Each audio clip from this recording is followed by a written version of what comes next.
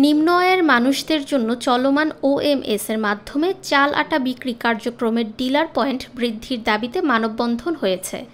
চাঁপাইনবাবগঞ্জ পৌরসভার ১৫ নম্বর ওয়ার্ডের দরিদ্র এলাকাবাসীর আয়োজনে সোমবার জেলা প্রশাসকের কার্যালয়ের সামনে এই মানববন্ধন অনুষ্ঠিত হয়। পরে ১৫ নম্বর ওয়ার্ডে আরও অন্তত ৪ থেকে ৫ জন ডিলার প্রদানের দাবিতে জেলা প্রশাসক বরাবর স্মারকলিপি প্রদান করেন স্থানীয়রা।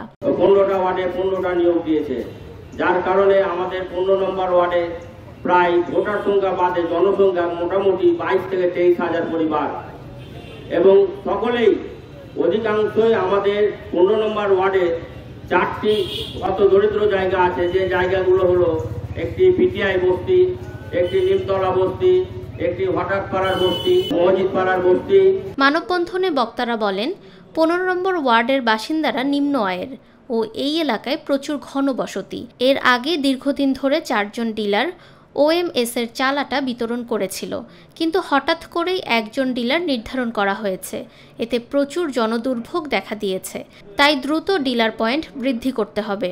মানববন্ধনে বক্তব্য রাখেন স্থানীয় বাসিন্দা আশিক পারভেজ শাহিন, রুহুল আমিন, আক্তার হোসেন চুনি, আমিনুল ইসলাম বুলবুল সহ অন্যান্যরা। ১৫ নম্বর ওয়ার্ডে বিগত দিনে ৪টা ডিলার ছিল, এখন মাত্র একজন, ২০০ লোককে দিতে পারে।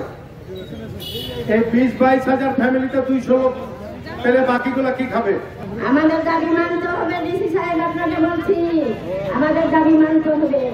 আমরা হয়তো খেতে পাই না ২ মাস থেকে, আমাদের দাবি মানতে হবে। আমাদের এমনও মানুষ রয়েছে যে যারা দিন আনে দিন খায়। আপনারা বলেন দোকানে বিশেষ করে আটা ৫০ টাকা কেজি, সেই আটা আমরা ৩০ টাকা কেজি করে পাই, তাহলে এটাকে আমরা সুবিধা পাচ্ছি না? তা আমাদের সুবিধা আমরা লাইনে আটা পাই ২৪ টাকা কেজি, কিন্তু আমরা এই ১.৫ মাস থেকে বঞ্চিত হচ্ছি। আপনারা জানি না কি বুঝলেন, কি লটারি বুঝলেন, যেখানে ডিলারের দরকার ৫টা ৬টা, সেখানে আপনারা একটা দিলেন। আমরা নিয়ে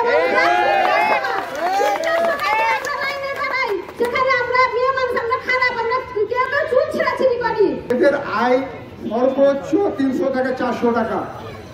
বাচ্চা সন্তান নিয়ে এই পরিমাণের আয়ে সংসার চালানো খুব এখনকার দ্রব্যমূল্যে খুব কষ্টসাধ্য।